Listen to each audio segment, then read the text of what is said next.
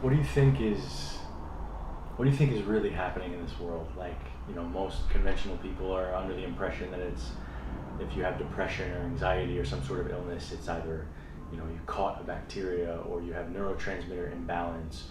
What do you feel if you had to take a big step back and see it all? Do you think it's a matter of light versus dark? What's the biggest scope you can say that's happening on the world? Well, of course, that's I could give many answers to that, but I think light versus dark is the shortest way of expressing it. In different lectures that I give, so I make it very clear. We don't have to go into the details. In Rudolf Steiner, the Austrian mystic that was very active in the early part of the last century, the founder of Waldorf schools and biodynamic farming and a completely new kind of alternative medicine. He predicted, that towards the end of last century and the beginning of this century, there will be a movement driven by big corporations to take the soul away from people, to disconnect people from the higher world. And in order to do that, we have to destroy the pineal gland in people. And I followed the research on that, and amazingly what we found, the pineal gland is the most sensitive part of our central nervous system and is highly, highly, highly sensitive to four things: aluminum, glyphosate, fluoride, and Wi-Fi. And we are the only country in the world that has pushed these four things in the last 60 years or so on everybody growing up here. And so what I feel, what I observe, and what we're also testing on our ART system is that people have severely calcified pineal glands.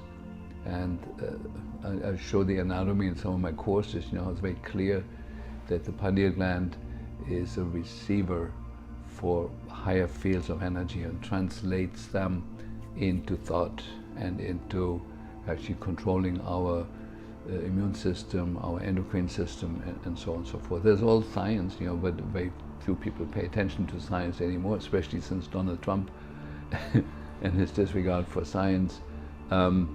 It's become the new norm, and so it is astounding that the telecommunications industry has selected the frequencies out of the huge spectrum of frequencies that are absolutely destructive to our cells and especially to the pineal gland. They couldn't have made any better choices than 2.4 gigahertz.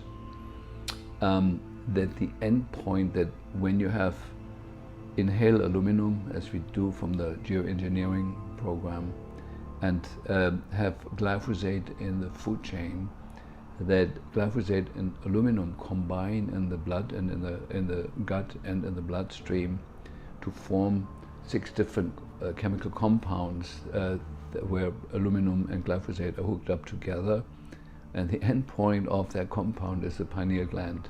It's published, it's not my idea.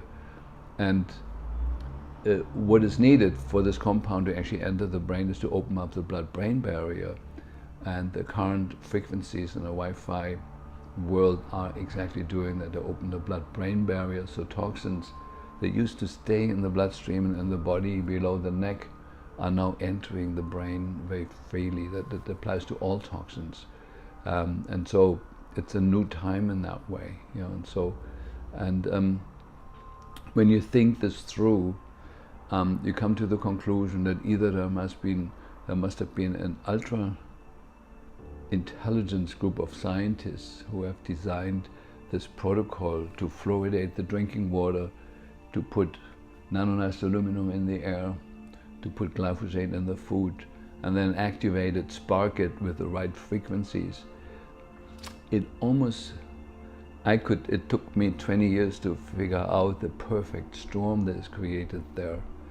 And it's either a coincidence, which is possible, that enough dumb people made the wrong choices, along the years. I'm still hoping that may be at least partially true.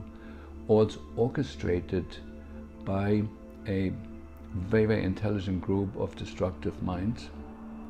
Or what I also believe is very possible, that there's some higher fields of consciousness that can be both tuned into the light and to life affirmative action, and can be absolutely destructive, like phenomena like Adolf Hitler and others, people that come under the influence of something absolutely dark and destructive.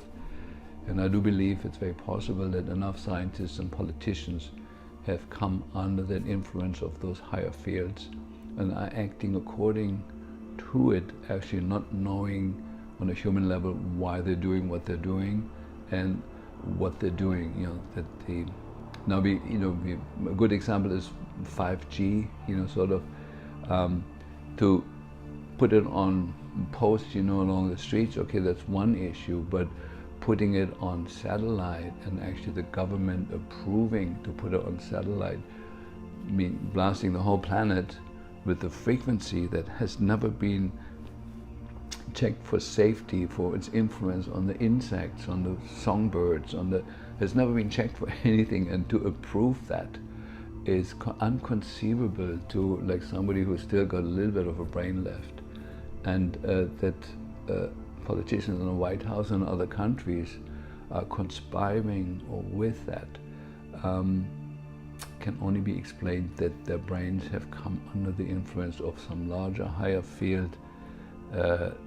They cannot be human in nature, you know, because the human nature is always life affirmative and loving and wanting to live and make the biosphere more friendly to life. And so there's some scary thoughts about that, you know, but I'm still hoping, I'm still putting my weight on, let's hope it's just a coincidence and enough dumb people made enough dumb decisions, and if enough of us wake up and point it out to them, that there can be a reversal. You know, the Wi-Fi can be switched off in a second.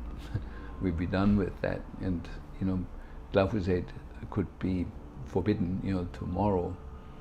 It's in the water table for many years, but there could be an end to it. You know, the chemtrail program could be stopped like that. You know, so the good thing is that solutions, positive solutions that are suppressed right now, that are everywhere, could be the norm of tomorrow. Within 24 hours, we could turn the planet from a creature that is threatened on all levels to paradise, you know, virtually within 24 hours. You know, we're still close enough to that.